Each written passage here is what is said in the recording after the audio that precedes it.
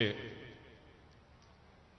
622 اور 632 کے درمیان 10 سالوں میں، ان 10 سالوں میں جو ٹوٹل لوگ جنگوں میں مرے تھے دونوں طرف، وہ 12 یا 1300 تھے۔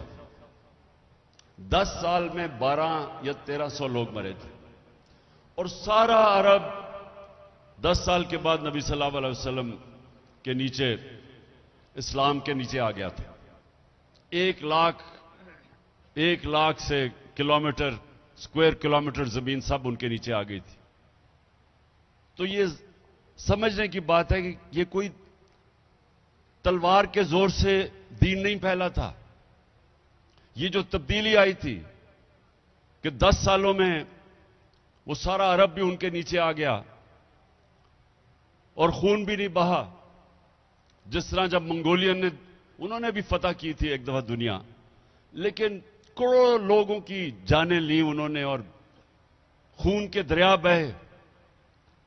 لیکن اس باری تو جس طرح میں نے کہا 12 سے 1300 ٹوٹل کیجولٹیز تھی، تو اصل میں ذہنی طور پہ فکری انقلاب تھا۔